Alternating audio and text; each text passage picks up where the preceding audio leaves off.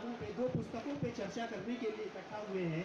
एक पुस्तक का नाम है कुंभ, पुलिस और पोटली वाला, और दूसरी पुस्तक इटावा कल, आज और कल। संजय त्रिपाठी जी से हमारा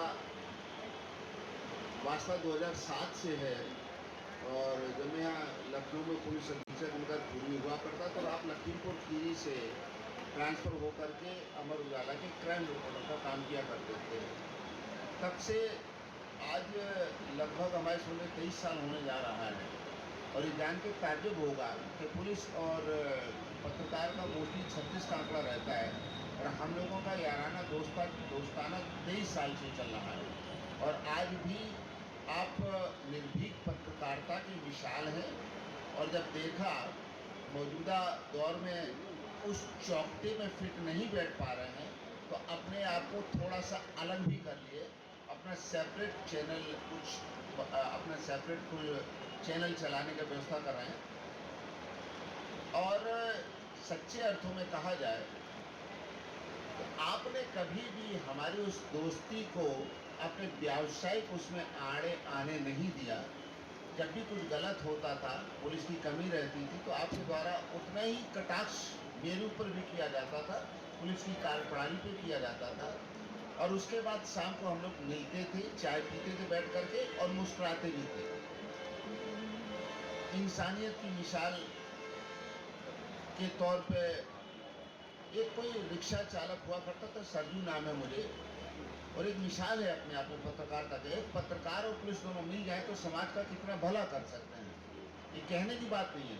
विकलांगता इन चारबाग रेलवे स्टेशन पे रिक्शा चला करके आप एज ए पैसेंजर उतरे थे और लेकर के उसको जा रहे थे। वो सरजू विकलांग रिक्शा चला रहा था, एक पैर से विकलांग, और आप उसके रिक्शे पे बैठे थे, और रास्ते में बात चलते चलते जो कुछ भी इनका रास्ता हुआ हो, ये हुआ कि साहब ये विकलांग हो के अपनी पत्नी को ग्रेजुएट कराने चाहता है।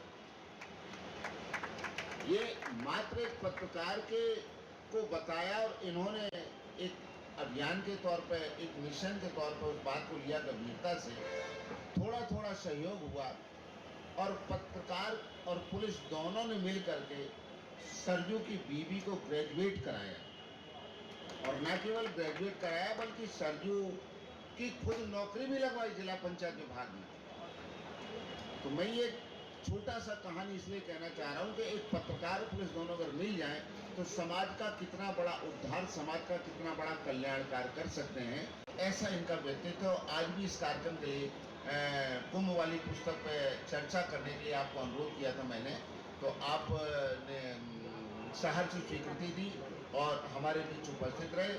तो मैं दिनकर रामधारी सिंह दिनकर साहब की 2 लाइनें कह करके आपके धैर्य की तारीफ करते हुए बात को आगे बढ़ाता हूँ। वह पथ क्या, पथिक कुशलता क्या, जिस पथ में बिखरे सूल न हो, और नाविक की धैर्य परीक्षा क्या, जब धाराएं भूल जाओ। बहुत बहुत धन्यवाद मेरा जी, बहुत बहुत शुक्रिया। अमित जी से, माननीय मुख्य अतिथि से एक छोटा सा सवाल है। आप इटावा के रहने वाले हैं, और कुंभ, पुलिस और पोटली वाला, इसके लेखक भी इटावा के हैं। आप संक्षिप्त में जो कुछ भी करना चाहते हैं अपने ऊपर, क्या आप कुंभ गए हैं, वहाँ क्या महसूस किया, और पुलिस की क्या भूमिका रहती है? संजय जी धन्यवाद। कुछ भी बात शुरू करने से पहले मैं ये कहूँगा कि इस किताब के जो लेखक हैं वो मेरे लिए केवल लेखक नहीं है, उनसे क्योंकि मैं इटावा से हूँ तो इसलिए हमारा और उनका मतलब, वो चूँकि मेरी एक पीढ़ी आगे से मेरे से परिचित हैं, तो अब इसके बाद मैं उनका नाम लूँगा, अन्यथा मैं उन्हें सर या अंकल जी ही कहता हूँ। अब मैं आता हूँ आपके सवाल पे। ये मेरे लिए बहुत खुशी की बात है कि ये दोनों पुस्तकें कहीं ना कहीं मुझसे जुड़ी हुई हैं। पहला, मैं इटावा से हूँ, और जो भी इटावा से होगा वो जानता होगा कि हर क्षेत्र की 2-3 चीज़ें होती हैं जो उसे अलग बनाती हैं। सबसे पहले ज्योग्राफी यानी भूगोल, दूसरा उसकी बोली यानी जैसे लोग बोलते हैं, और तीसरा खाना पीना। तो आप जब यह पुस्तक पढ़ते हैं आपको ऐसा लगता है कि जैसे निचोड़ निकाल दिया हो किसी ने। जैसे आप देखेंगे कि किसी चीज पे 100 पन्ने लिख देना, 500 पन्ने लिख देना बड़ी बात नहीं है। उसी चीज को एक रस में जैसे मोती की माला को पिरोते हुए लिख देना, वो बड़ी बात है। अच्छा, दूसरी पुस्तक जो है आपकी, उससे भी मेरा इसलिए संबंध है कि भारतीय रेल की तरफ से जो पिछला महाकुंभ था, 1.5 महीने मैंने वहां कैंप किया। वहां जाके मुझे समझ में आया, मैं तो केवल रेल की तरफ से देख रहा था कि वह कितना बड़ा काम था। इंग्लिश में कहें तो मेहमत, इतना बड़ा काम। उसमें एक पुलिस अफसर का वहाँ काम करना, और यदि आप पुस्तक पढ़ेंगे आपको पता चलेगा उसके बीच में लोगों की मदद करना, एक पुलिस अफसर की तरह भी और एक व्यक्ति की तरह भी, यह उनका व्यक्तित्व दिखाता है। एक वृतांत है कि एक व्यक्ति की मतलब माता जी है, वो बहुत बुरी स्थिति में है, उसको लेके जाना, स्नान करवाना एक ऑन ड्यूटी ऑफिसर के लिए, और वापस फिर अपनी ड्यूटी करना, वो भी इतने सीनियर लेवल पे, कितना मुश्किल कार्य रहा होगा। धन्यवाद। कुंभ पुलिस और कोटली वाला पढ़ी तो हमें फिल्म महान याद आ गई। हरीश जी के ट्रिपल रोल होता है, एक बेहतरीन पुलिस अधिकारी, एक संजीदा पुलिस अधिकारी, हर मौके पर तुरंत जाना, और हमारे जैसे नेगेटिव रिपोर्टिंग वाले पत्रकार को ज़्यादा सामना करना।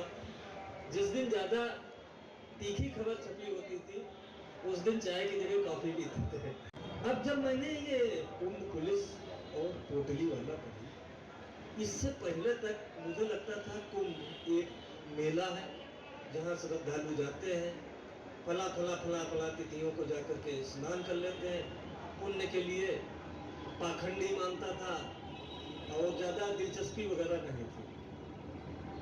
पुलिस का ये सोचता था कि पुलिस वहाँ लगी रहती है, भाई कोई गया बिछड़ गया या किसी चोरी वोरी हो गई उसकी मदद कर दी। लेकिन जब इसको मैंने पढ़ा तो इसमें यह है कि ये कुंभ तो सबके लिए है। खास बात इस किताब में जो है शुरुआत में कि जब कुंभ ड्यूटी लगी तो हरीश जी बेमन गए थे, इनका मन नहीं था और इनके अधिकारी भी इनको छोड़ना नहीं चाहते। मैं इसी पर दंग हूँ कि कोई आदमी कहीं किसी काम पर बेमन गया और फिर वो उसमें ऐसा रमा कि उसका एक भी पहलू ऐसा नहीं जो इस किताब में ना हो। शायद ही कोई विभाग छूटा हो जिसकी कार्य करने प्रणाली और उसमें योगदान इसमें वर्णन न किया गया। शुरुआत में सबसे पहले मैं अटका दांत घिसाई था।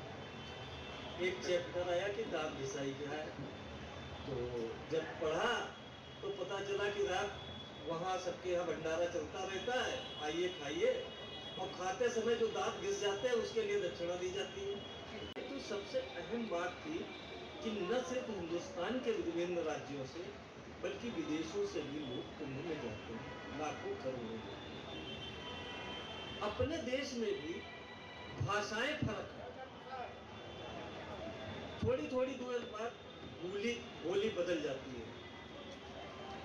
कई प्रदेश ऐसे हैं जो हिंदी या अंग्रेजी नहीं जानते हैं, समस्या हो जाती है। तो जो चीज वहां पर हमें सबसे किताब के अंदर भाई वो था स्वर्गीय हेमवती नंदन बहुगुणा खोया पाया केंद्र, जिसमें हरीश जी का ने उल्लेख किया है कि एक तो वो निजी संस्था द्वारा चलाया जाता है और उसमें विभिन्न भाषाओं के ज्ञाता लोग जो पिछड़े व्यक्ति की भाषा को आसानी से समझ सके और उसको उसके परिवार से मिल सके। अब मैं छोटी छोटी बातें हरीश जी से ये चाहूँगा कि जो मैं उल्लेख करूँ थोड़ा सा उसको। हरीश जी, जब आपने सबसे पहली बार वहाँ दांत घिसाई सुना, मेरी समझ से जैसे मैंने नहीं सुना होगा वैसे आपने भी नहीं सुना होगा, तो आपको कैसा लगा? बहुत जोर से हंसी आई कि दांत घिसाई क्या होता है, और जब बाद में इसका मतलब समझा तब और भी ज़्यादा हंसी आई। और आपको जान के ताज्जुब होगा, ये तमाम गूढ़ बातें हैं जो जब उनको समझो सुनो तब उनका पता चलता है कि दांत घिसाई के कुंभ में कोई संत महात्मा बड़े बड़े भारत के जितने भी आप संत गुरुओं का इनका व्याख्यान टीवी पे देखते हैं, ये सबके पंडाल लगते हैं और बृहद भव्य पंडाल लगते हैं, भव्य से भव्यतम। एक भी पैसा वहां पे किसी भी संत महात्मा के द्वारा नहीं लिया जाता है। उल्टे आपको लंच के टाइम बेहतरीन लंच, डिनर के टाइम बेहतरीन डिनर और ब्रेकफास्ट के टाइम बेहतरीन ब्रेकफास्ट, ये तो मिलता ही है। और जो पहली पंगत में बैठते थे उनको नए नए नोट का एक एक नया नया नोट, तो हम बड़ा हंसे का ये पंगत के साथ में रुपये का ये साथ दांत घिसाई है। तो दांत घिसाई का मतलब कि आप मेरा आतिथ्य स्वीकार किया, इसका धन्यवाद। आप मेरे पंडाल में आए, आपने भोजन ग्रहण किया और उस भोजन ग्रहण करना वो मेरा पुण्य का काम था। लेकिन आपके जो खाते समय दांत घिस गए हैं, उसकी दांत की घिसाई भी हम आपको दक्षिणा के तौर पर दे रहे हैं। तो वहां पर लोग बाग भोजन ग्रहण करते हैं और दक्षिणा भी लेकर का, और ये बड़ा पुण्य माना जाता है। मुझे हैरानी और ये हुई कि हम लोग किसी गांव के या आसपास या यही लखनऊ में अमीनाबाद में जाम में फंस जाते हैं तो व्याकुल होने लगते हैं। उस जगह पर शायद अमीनाबाद मार्केट में एक साथ 10,000 से ज्यादा आदमी नहीं होते हैं। जब हमने इसमें पढ़ा कि 4.25 करोड़ लोग और उनका जत्था चल रहा है, कैसे मैनेज होगा, और पढ़ा कि और हरीश जी की एक खास बात यह थी कि इन्होंने जो छोटे से छोटा अधिकारी या कर्मचारी कहीं उसकी बात थी तो उसके नाम का उल्लेख जरूर किया। तो किस प्रकार से सभी विभागों ने तालमेल बिठा करके और कैसे उसका संचालन किया। तो हरीश जी, मैं ये चाहूंगा कि आप छोटे छोटे हिसाब से ये बता दीजिए कितने विभागों का किस प्रकार से योगदान रहता था, कैसे आप वहां पर मैनेज कैसे करते थे। पानी कौन छोड़ता है? बिजली इरिगेशन डिपार्टमेंट छोड़ता है। इनको इतना आइडिया होना चाहिए कि पानी कहाँ से छोड़ा जाएगा, कितना टाइम लगेगा इलाहाबाद आने में, प्रयागराज आने में। सर्कुलेटिंग एरिया टेक्नोलॉजी आई है। सर्कुलेटिंग एरिया का मतलब उसके इर्द गिर्द में आदमी जहाँ पे स्नान का स्थान बनाया गया है, उस स्थान पर जगह हो इतनी कि आदमी कपड़ा बदल सके, स्नान कर सके, पूजा पाठ कर सके। और एक आध तो नहीं, करोड़ों की तादाद में। अब सपोज करिए पानी छोड़ा गया 8 दिन पहले और यहाँ महापर्व शाही स्नान या अमृत स्नान पड़ रहा है बसंत पंचमी का। पानी एक्यूरेट कैलकुलेटिंग कंप्यूटर तो है नहीं, क्या उसी क्षण पानी आ पाएगा? 24 घंटा आगे हो सकता है, 4 घंटा पीछे हो सकता है, आगे पीछे हो सकता है। पालू काहे की है? गंगा की है। पालू का कटान, अगर पानी आया तेज छोड़ा गया वहां से तो कटान हो गया। अब कटान, गंगा का कटान होता है, वो जो प्रैक्टिकल बात है वो कोई पत्थर नहीं है। पानी आया, कटान करता गया। जो आज यहाँ खंबा गाड़ा है, ये खंबा सपोज करिए आज यहाँ भी गाड़ा है, इसने कटान होके आया, कटान होकर के होते होते ये खंबा पानी के भीतर आ जाएगा। अब अगर खंबा गिरेगा तो बिजली के तार को लेके गिरेगा, करंट फैलेगा पूरे पानी में। करोड़ों आदमी वहां नहा रहा है, करोड़ों आदमी वहां स्नान कर रहा है, शाही पर्व का मौका है, भोर का 4 बजे का समय। सडनली प्रॉब्लम हुई तो एक सिपाही ने वायरलेस सेट करके टेलीफोन से हमको बताया कि साहब ऐसी ऐसी समस्या है। अब उसका काम बताना था, ये किसका काम हो गया? पुलिस ने बता दिया। अब पानी तो वहां रोका नहीं जा सकता है। बिजली का खंभा कौन हटाएगा? वो बिजली विभाग वाला हटाएगा। तो फिर बिजली विभाग वाले उनको एक्सचेंज को फोन किया, भैया करिएगा, एक पोल अकेले हटाने से काम नहीं चलेगा, 8-10 पोल हटाए जाएंगे। तो बहरहाल कुल मिलाकर के इस तरीके का इतना ढेरों समस्या वहां पे छोड़ जिनकी तुरंत निर्णय लेना, पैनिक नहीं फैलने दिया तो आप कामयाब हैं। अगर पैनिक फैल गया तो कितना भगदड़ में कैजुअलिटी नहीं कहा जा सकता है। आपने लिखा सभी का कुंभ, तो अभी तक हमारी नजर जा रही थी कि भाई पब्लिक गई, भक्तगण गए, पुलिस गई, व्यापारी गए, फिर वहां पर भिखारी गए, कोड़ी भिखारियों का भी जिक्र है, वो भी पूरे देश से पहुंचे। साथ में चोर उचक्के जेब कतरों के लिए भी वो सोने में सुहागा है कि चलो भाई वहां से कमा के लाएंगे। तो जो वो भीड़ उतरी, अब वो 3.25 करोड़ आदमी उसमें कितने चोर उचक्के कितने किया। फिर एक ये आया कि आतंकवादी भी उसमें विस्फोट कर सकते हैं। अब उसको और पढ़ा, पढ़ने पर गजब का लगा कि भाई हरीश जी आप खाली अपने इलाके में ड्यूटी कर रहे थे, आपको पूरे कुंभ की इतनी गहरी जानकारी कैसे हो? ये जानकारी तभी हो सकती जब आप उसमें जी रहे थे, ड्यूटी करने नहीं गए थे, ये उसी में जिए। चोर उचक्के को खाली दहशत पैदा करने के लिए कंबल डाल के पीटने वाला एक उल्लेख किया है इन्होंने। हरीश जी जरा सा बताइए कि कैसे। बड़ा हाहाकार मचा। आप मैंने बड़ा शुरुआत इसका की, कुंभ अकेला सिर्फ श्रद्धालुओं का नहीं था कुंभ। ये कुंभ पता नहीं जितने प्रकार हो सकते सबका कुंभ था। डॉक्टर का कुंभ था, इंजीनियरों का कुंभ था, अफसरों का कुंभ था, संत महात्माओं का कुंभ था, रेलवे वालों का कुंभ था, पुलिस वालों का कुंभ था, और चोर चक्कों का भी कुंभ था।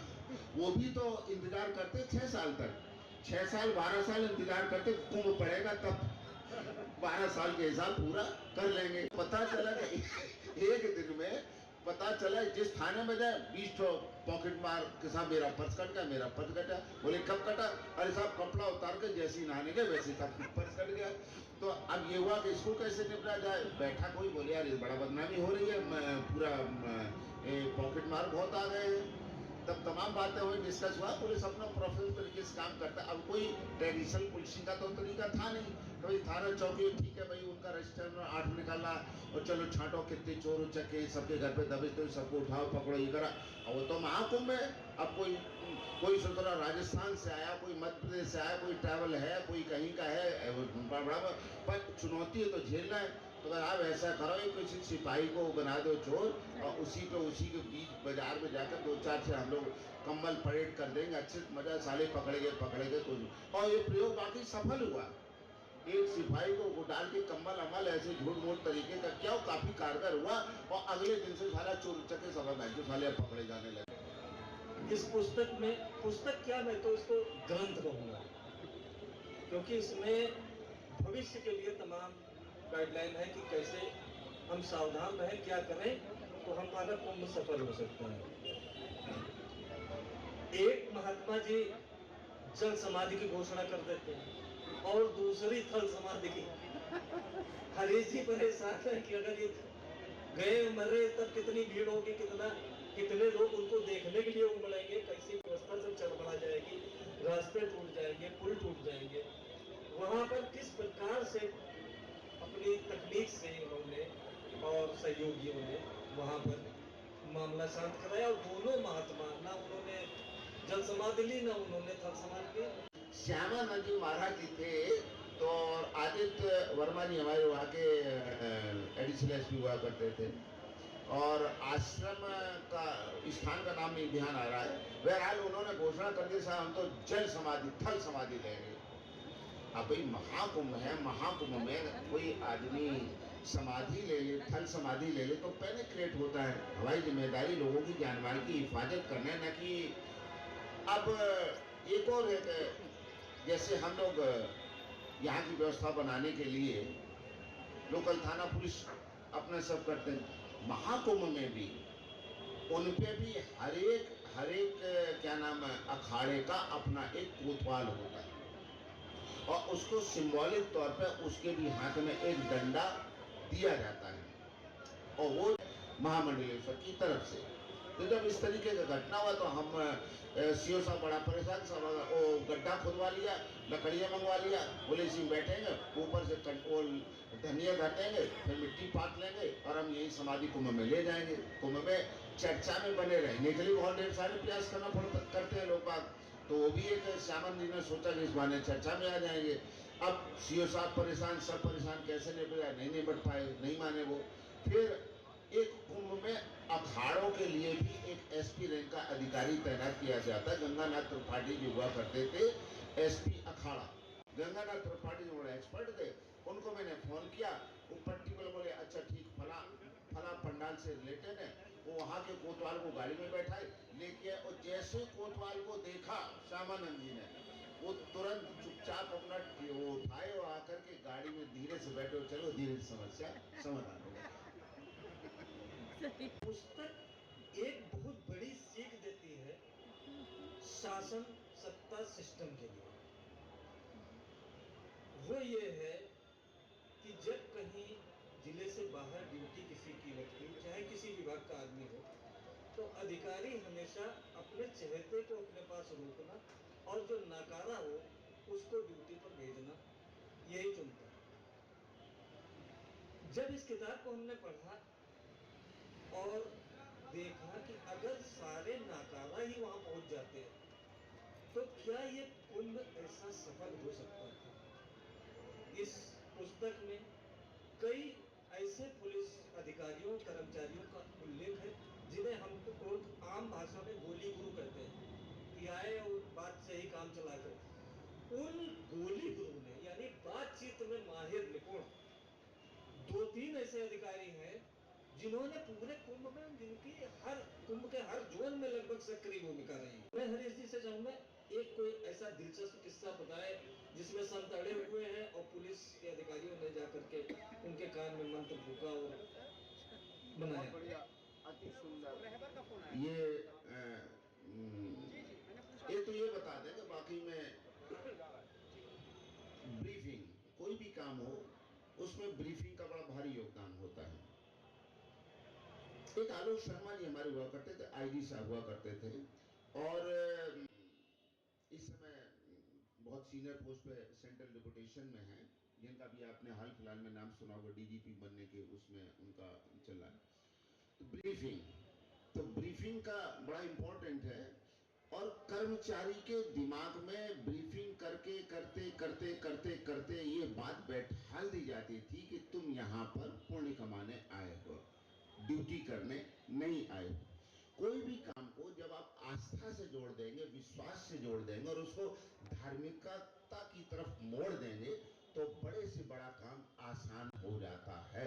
अब मैं आपको तो देवकी नंदन ठाकुर साहब थे वृंदावन के, बसंत पंचमी के एक दिन पहले की बात है और होता ये कि व्यवहारिक बातें कहाँ क्या कैसी तरमीम हो जाए आप नहीं कह सकते। जब देवकी नंदन ठाकुर साहब आए तो उनकी थी बस और बस थी बड़ी लग्जरी बस थी, बस में बैठे थे 40-50 लोग। अब उनको जब रोका गया तो वो भी अड़ गए, बोले नहीं महाराज ये हैं बिना बस के नहीं जाएंगे, पूरी बस जाएगी। अब भौगोलिक स्थिति क्या है, मौखिक स्थिति उनको जानकारी नहीं है, उन्हें क्या मतलब, उनको तो आस्था बहुत ठीक है हमें कुंभ में जाना है, सामने रास्ता दिख रहा, उतनी दूर तक नदी पुल पार करना है, क्यों नहीं जाने दे रहे हमको, क्यों नहीं जाने दे रहे हमको, एक ही सवाल। पर व्यवहारिक स्थिति क्या थी कि पुल के ऊपर से बस अनुमति देने का मतलब हुआ बस गिरती जाकर के सीधे गंगा नदी में। अब बहुत समझाया बुझाया बहरहाल नहीं माने, फिर जाकर के सीधे फोन मिला आईजी साहब को, सर ऐसी सी बात है, इनको बताया, बोले नहीं कोई नहीं तुम परेशान हो, जरा हमारी बात करो महाराज जी से। आलोक शर्मा जी का एक फोन जैसे दिया, उनको बात किया, तुरंत देवकी नंदन ठाकुर साहब उतर करके पूरे काफिले के साथ जाकर के अपना स्नान किया। अभी हम लोगों ने देखा अचानक बारिश शुरू हुई और इस छोटे से पंडाल में अफरा तफरी की स्थिति हो गई। वो तो 4 करोड़ वहाँ करोड़ों की भीड़ और कैंप लगे हुए छोटे छोटे कुछ कपड़ों के भी प्लास्टिक के, उसमें आग लग गई। सकरा रास्ता। पूरी पुस्तक में अगर हमको जचा, क्योंकि देवकी नंदन ठाकुर जी का आपने बताया तमाम नेता अधिकारी ऐसे गए जिनको वीआईपी चाहिए ताकि हमारे लिए रास्ता खोला जाए, लेकिन रेनबो कैंप एक ऐसा लगा हमको कि वह गजब का, उनको कोई सुविधा चाहिए ही नहीं थी। और हरीश जी ने जिस अंदाज में उसका वर्णन किया है, मैं चाहूंगा रेनबो के बारे में थोड़ा सा और जिक्र करें। देखिएगा, एक रेनबो सोसाइटी है, इंटरनेशनल सोसाइटी है, ये अंतरराष्ट्रीय स्तर की सोसाइटी, रेनबो सोसाइटी करके आप लोग गूगल में सर्च करिएगा, अब तो गूगल है, सब चीजें उपलब्ध हैं, सहज हैं। उनका अपना अलग थिंकिंग है, उनकी अपनी अलग अप्रोच है, उनका अपना अलग दर्शन है, उनकी अलग आइडियोलॉजी है। और कोई भी उस रेनबो सोसाइटी से जुड़ा आदमी आप उसकी वेशभूषा देख के आकलन नहीं कर सकते कितना अरबपति होगा और किस कंट्री का होगा। वो ग्लोबल संस्था है, अंतर्राष्ट्रीय संस्था है और उनकी अप्रोच ये है कि कितने कम मिनिमम संसाधनों में जीवन का लुत्फ उठाया जा सकता है। अब समझिएगा कि वो जिनकी अप्रोच ही यही है दादा, कि कैसे हम मिनिमम साधनों में जीवन को खुशहाल बना सकते हैं। उनको अगर प्रशासन की तरफ से कुछ टेंट भी दिया जाए तो मना कर दो, ना ना ना हमें नहीं जरूरत है। अब कोई जर्मनी का, कोई स्विट्जरलैंड का, कोरिया का है, कोई इटली का है, कोई कनाडा का है, और सब बिल्कुल धन धान से परिपूर्ण, मिनिमम रिसोर्स, मिनिमम बिल्कुल जीवन जीने के लिए न्यूनतम क्या आवश्यकता है, वो उनका मुख्य उद्देश्य है, जिसमें जीवन का आनंद। ज्यादा ना खींचते हुए समापन की तरफ आ रहा हूँ। हरीश जी ने पुस्तक लिखी, पुस्तक क्या, जो ग्रंथ लिखा, आने वाली पीढ़ियों को कुंभ के बारे में बताने के लिए, प्रशासन को तैयार रहने के लिए, उसको उन्होंने पूजनीय माता श्रीमती भगवती देवी जी के चरणों में समर्पित किया। इसमें खास बात यह है कि हरीश जी को वहां पर मां भी मिली है। और हरीश जी ने अभी 3-4 दिन पहले हमारी आपकी मुलाकात हुई थी, हम लोग बैठे थे, तो हरीश जी ने अपनी उन माँ से भी बातचीत की, जिनका उनकी बातचीत से मुझको ऐसा लग रहा था जैसे इनका दिली रिश्ता उनसे हुआ है, और वो कुंभ में ही मिली थी। उससे पहले ना इनका कोई जान थी, ना पहचान थी, ना उनके बारे में कुछ पता था, ना वो इनके बारे में जानती थी। तो कुंभ में कैसे मिल जाते, मेरी समझ से कई जन्मों की बिछड़ी हुई माँ हरीश जी को मिल गई। और हरीश जी अपनी माता जी के बारे में, ये आप लोगों ने फिल्में देखी होंगी, तमाम फिल्में देखी होंगी, जिनमें बचपन में माँ एक दो बेटों को ले जाती है, एक बेटा मेले में खो जाता है, एक बड़ा धनवान बनता है, एक बहुत गरीब बनता है, एक पुलिस में हो जाता है, एक क्रिमिनल बन जाता है। इस तरीके की कहानी आपने फिल्मों में बहुत देखी होंगी। इस हमारी कुंभ पुलिस और पोटली वाला की कहानी है पटना वाली अम्मा। ज्यादा लंबा नहीं खींचूंगा, बड़ा संक्षेप में बताऊंगा। कुछ रिश्ते ऐसे होते हैं जो खून के रिश्ते होते हैं, कुछ रिश्ते ऐसे होते हैं जो समाज में हम आपस में व्यवहार करते तो बनते हैं, और कुछ रिश्ते ऐसे होते हैं जो इस तरीके वाले महाकुंभ में बन जाते हैं। और वो रिश्ते खून के रिश्ते से कई ज्यादा प्रगाढ़ होते हैं। पटना वाली अम्मा की उम्र रही होगी आज की डेट में 90 साल से ऊपर है। ये किताब मैंने लिखा 2012 का, कुंभ के ऊपर 12-13 मान 23 करीब 13 साल हो गए आज डेट में। अम्मा उस समय वृद्ध शरीर, भारी भरकम शरीर, और बहू और बेटा दोनों उनको कुंभ स्नान कराने आए। हम गाड़ी से जा रहे थे, मौनी अमावस्या वाला पर्व, भयंकर भीड़, अथाह भीड़, और बनारस काशी विश्वनाथ का दर्शन करके आएंगे। ये था कि अगर हम अभी यहाँ महाकुंभ का दर्शन कर लेंगे तो हम शाम को विंध्यवासिनी देवी का भी दर्शन लौटते समय जाकर के मिर्जापुर कर लेंगे जाकर के। बेटे ने बड़ा जोर से आवाज लगाई, माँ वृद्ध है, चला नहीं जा रहा है, गाड़ी पार्क कर रहा है छतनाथ पे, 10 किलोमीटर अभी और चल के 4 मिनट चल के आए, अब नहीं चलने की तथा है, थोड़ी आपकी मदद मिल जाए। अम्मा को गाड़ी में बैठा ला, जैसे तैसे भीड़ को ले जाकर के उन्हें स्नान कराया, स्नान कराकर फिर उनको गाड़ी तक छोड़ने भी आया, छोड़ करके उनका चरण स्पर्श किया। वो वृद्धा रास्ते भर मेरे सर के ऊपर हाथ धरे रही। बात आई गई हो गई, चलते समय उसने आशीर्वाद दिया, हमको आशीर्वाद दिया। वो बैठ करके छोटी गाड़ी नैनो गाड़ी से चले गए वहां पे। अम्मा का फोन नंबर मैंने लिया, काफी देर तक खड़ा रहा। मेरी अम्मा गुजर गई 2003 में, उन्हें दर्शन नहीं कुंभ का करा पाया था। पर जब उस माँ को मैंने कुंभ का स्नान कराया तो ऐसे लगा कि जैसे मैंने अपनी अम्मा को एक पुण्य का काम कर दिया।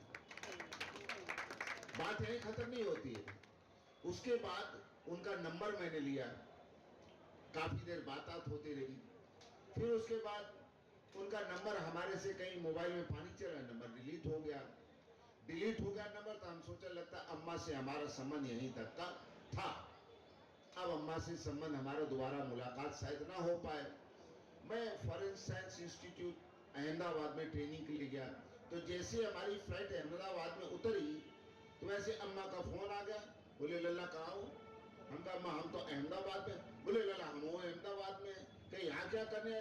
तो बड़ा बेटा प्रकाश है उसी के पास आए, वो अहमदाबाद में। फिर अम्मा से चालू हो गया प्रकरण, फिर अम्मा से अपना संपर्क चालू रहा। एंड यू वोंट बिलीव, आज की डेट में 90 साल की उम्र है। हमारी दोनों बेटियों की शादी में 1-1 लाख रुपए जहाज का खर्च करके अम्मा पटना अहमदाबाद से मिलने हैं। कुंभ ऐसे नहीं कुंभ कहलाता है। इसका प्रताप कहाँ आपको लगे, किस रूप में लगे, किस स्वरूप में लगे। तो आज भी मेरे मोबाइल फोन में अगर नंबर फीड है तो पटना वाली अम्मा के नाम से फीड है। धन्यवाद। बहुत शुक्रिया संजय सर आपका। और आपने कुंभ पुलिस और कोटली वाला पे बहुत शानदार परिचर्चा आपने आयोजित की। जब लेखक से कोई संवाद किया जाता है तो जो संवाद करने वाला या साक्षात्कारता होता है उसकी बहुत गहन जिम्मेदारी हो जाती है कि वो उस किताब को पढ़े, चाहते हुए भी पढ़े और ना चाहते हुए पढ़े। अगर वो नहीं पढ़ेगा तो फिर वो सवाल कर नहीं पाएगा। तो इतने एक छोटा मोटा ग्रंथ है, इस ग्रंथ को पढ़ने के लिए और इतने सूक्ष्म सवालों को रेखांकित करने के लिए संजय जी आप बधाई के पात्र हैं।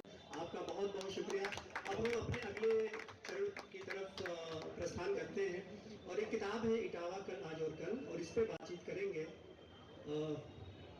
तो उसके लिए पांडे जी हमारे साथ हैं।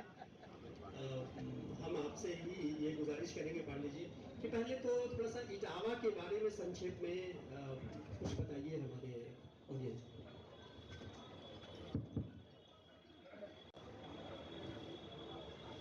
देखिए क्या होता है, इंसान जहाँ पैदा हुआ होता है, जहाँ उसका जन्म हुआ होता है, वो जगह उसको हमेशा सबसे अजीज रहती है, सबसे क्लोज रहती है, चाहे वो कहीं चला जाए। अच्छा, इटावा के बारे में ऐसा है कि कौन कितना जानता है इस पे डिपेंड करता है। जैसे अगर आप मध्य प्रदेश या उस तरफ जाके पूछेंगे तो वो बोलेंगे बीएड, डकैतों का क्षेत्र है। लेकिन जब आप इस पुस्तक को पढ़ेंगे तो आपको कई और चीज उभरती हुई पता लगेंगी। तो जैसे इटावा का घी हो गया, बोली हो गई। मतलब मैंने जब इसको पढ़ा तो आपने एक बहुत अच्छी रिसर्च की है, मैं चाहूँगा आप उस पर कुछ बताएं। जो इटावा की बोली है उसमें ब्रज भी है, बुंदेली भी है, मतलब अवधी भी है। तो ऐसा लगता है उसका फायदा आपको ही मिलता है। आप जब जब इन क्षेत्रों में जाते हैं आप उन सबकी भाषा समझ सकते हैं। तो इसके बारे में अगर आप कुछ प्रकाश डाल सकें। अपनी रचना सबको अच्छी लगती है, जैसे अपना बेटा सबको अच्छा लगता है, अपनी संतान सबको अच्छी लगती है। हर लेखक को अपनी कृति बहुत अच्छी लगती है, अपनी रचना, वो उसकी रचना है, उसमें उसने अपना सब कुछ समर्पित किया है। सामान्य भाषा में इटावा को लोग बाग लठैत, डकैत और बकैत के रूप में जानते हैं। इटावा की सामान्य आप आदमी से बात करो कि हम इटावा के हैं, तो इटावा से रेल जब गुजरती है तो यही कहा जाए डकैतों का इलाका है। इटावा में जैसे ही ट्रेन जाती, बस जाती, तो कहा जाता है डकैतों का इलाका है। पर हमारे इटावा के ऊपर माँ सरस्वती ने और माँ दुर्गा काली ने दोनों की असीम अनुकंपा रही है। दोनों ने जी भर के हमारे इटावा को अपना आशीर्वचन दिया है। अब आप कहेंगे कि साहब काली का और सरस्वती इन दो को अलग अलग क्यों कर रहे हो? माँ काली को पूजते थे डकैत। हम लोग 200-250 साल तक इटावा वाले इस समस्या से जूझे हैं। और काली दुर्गा माँ का पूजा करते थे, जय भवानी का करते थे। कौन? दस्यु करते थे। हमने कहीं भी इसमें डकैत शब्द नहीं लिखा है पूरी किताब में। लास्ट का चैप्टर हमारा यमुना चंबल का बीहड़ और यहाँ के बागी हैं। मैंने पूरी पुस्तक पे डकैत शब्द नहीं लिखा, मैंने बागी कहा है उनको। कि सच बोलना यदि बगावत है तो हम बागी है, हमारे इटावा के शब्द निकला हुआ है। और भाषाई जंक्शन कहलाता है। यहाँ पे ब्रज का इनपुट आपको देखने को मिलेगा। यहाँ कन्नौजी भाषा का, कन्नौज वाला जो टच पड़ता है, तो कन्नौज का भी काफी हद तक, काफी सालों तक हर्षवर्धन के शासन काल से लेकर के इटावा कन्नौज के शासन में रहा, जौनपुर के शासन में रहा, दिल्ली के शासन में रहा। तो इस कारण से जालौन का किनारा हमारा पड़ता है, तो जालौन की खड़ी बोली, ब्रज का भाषा का सर, तो हमारा इटावा भाषाई जंक्शन कहलाता है। नंबर 1 चीज। नंबर 2 चीज, वहां की भाषा में हर एक भाषा का थोड़ा थोड़ा आपको पुट दिखेगा। जालौन के किनारे वाले से बात करेंगे तो लगेगा बुंदेलखंड का है, आप अगर क्या नाम है मैनपुरी के किनारे, जबकि जिला का एडजॉइनिंग जिला हमारा मैनपुरी है, पर भाषा मैनपुरी को हमारे इटावा बिल्कुल फिर मिलेगी आपको। तो भाषाई जंक्शन कहलाता। और दूसरा एक और बड़ा भारी बात यह है, हर जगह का अपना अपना क्या नाम भाषा का अलग फुट रहता, अलग अंदाज रहता है। पर हम इटावा वाले जब भी कहीं मिलते हैं तो 4 सेंटेंस बोलेंगे, 5वां सेंटेंस कोई बोलेगा तो समझ जाते हैं इटावा का ये होगा। और बरबस पूछे हाँ भैया यार कौन जिले के रहने वाले, तब वो भी यही कहा हाँ यार हम भी इटावा बोले, तुम क्या बोले, हम भी तो इटावा के, तुम कहाँ इटावा, हम तो अजीतमल के, तुम कहाँ गए, हम तो बिधूना के हैं। तो कुल मिलाकर के इटावा की खासियत है नंबर 1। नंबर दूसरी चीज ये, हर जगह के अपने अपने स्थानीय प्रचलित शब्दावलियां होती हैं, हर जगह की अपने प्रचलित। हमने करीब 200 के लगभग शब्द इसमें छांट करके निकाले जो ठेठ इटावा वाला ही समझ पाएगा, दूसरा नहीं कोई समझ पाएगा। अब आज के नई पीढ़ी, नए युवा लोग, युवतियां, युवक उस भाषा उससे थोड़ा अलग हटते चले जा रहे हैं। उनके जानकारी के लिए उनके हमारे इटावा के ठेठ मुहावरे, इटावा के ठेठ मुहावरे हम इटावा और वहीं के आसपास के ही लोग समझ पाएंगे, दीगर कोई नहीं समझ पाएगा। कि बाबा की चले तो पूरे खेत में तुम ही बबाई डाले, मतलब अगर एक आदमी की चलेगी तो पूरे घर में ये कुम्हेड़ा बो डालेगा। इसी तरह से नए बंधन लला अमाउस न मनाओ, काहे नए बंधन अमाउस मना तो, मतलब बैलगाड़ी तैयार है और बद्धा जोत दे गए हैं बैलगाड़ी पे, उसके बाद तब पीछे अरे यार आज न चलो आज तो अमाउस है। तो एक कहावत मुहावरा बने, नए बंधन अमाउस न मनाओ लला नी निहाई चलो। तो ये कुल मिलाकर के भाषाई जंक्शन है। और ये मुहावरे ऐसे नहीं हर जिले, कोई जौनपुर का होगा, गाजीपुर का होगा, ये पूरा मेला ही सबका है। और लखनऊ राजधानी है, हर जगह के लोग आगे यहाँ पे आते हैं, हर जगह घूमते हैं। तो हम पर्टिकुलर ये नहीं करेगा, उनके यहाँ भी इस तरीके की भाषा होगी, उनके यहाँ भी ऐसे शब्द होंगे, उनके यहाँ भी ऐसे मुहावरे होंगे, वो भी अपनी भाषा में बोलते होंगे। हम चूंकि इटावा के हैं तो हमने एक और मैसेज भी दिया किताब के माध्यम से। धन्यवाद। तो मुझे लगता है जैसे किसी भी फिल्म का कंक्लूडिंग पार्ट होता है, तो आपने वो पूरा रस जो इटावा से दूर बैठे जितने भी लोग हैं उनको ऐसा लगा हुआ इटावा ही पहुंच गए। और मुझे पढ़ने के बाद कई बार पता चला अच्छा ये भी हमारे यहाँ का था, क्योंकि मैं भी बाहर निकला हूँ, ज़्यादा 12th के बाद मेरी बाहर पढ़ाई हुई, लेकिन फिर मैंने उसको गूगल बहुत अच्छी चीज़ है, आप सर्च करिए तो आप अपनी ज़मीन से और जुड़ते हैं। पर मैं यही कहूँगा कि जैसा कि आपने कहा कि एक रिसर्च वर्क है, इसमें ना केवल ये बहुत सारे इटावा की हस्तियों के बारे में है, खान पान सबके बारे में है, तो ये एक चीज़ थी। तो कुछ हमें सिखाती भी है, बताती भी है और हमारा मार्गदर्शन भी करती है। और ऐसी महफिलें जब तेजी के साथ वक्त गुजरता है तो दिल थोड़ा सा छोटा होने लगता है कि और ज़्यादा वक्त हमारे पास होता, हम खूब सारी बातें करते हैं, खूब चर्चा करते हैं, किताबों पे बात करते हैं, लेकिन वक्त की मजबूरी है क्योंकि इसके बाद की जो टीम है वो आ चुकी है, हमारे पास ये मैसेज आया है। तो इटावा कल, आज और कल, हम सिर्फ इतना ही आपसे कहेंगे कि एक किताब नहीं है बल्कि एक इंसाइक्लोपीडिया है इटावा के बारे में। बहुत ही रोमांचकारी अनुभव रहा और साथ ही आरजे लाल जी का भी मैं धन्यवाद करता हूं। और सबसे बड़ी बात यह है कि हम सब ने जिस तरीके से बारिश के बीच में तकरीबन हमारा 1 या 1.5 घंटे बाद प्रोग्राम शुरू हो पाया था, लेकिन इतने बारिश के बीच में भी जुड़े रहे और इतने अच्छे से किया, तो बस यही कह के कहूँगा कि मानव के जुड़ने से एक कड़ी बन जाती है और कड़ी के जुड़ने से जंजीर बड़ी हो जाती है। इंसान तो बहुत बड़ी चीज़ है यारों, पत्थर भी इकट्ठे कर दो तो दीवार खड़ी हो जाती है। धन्यवाद।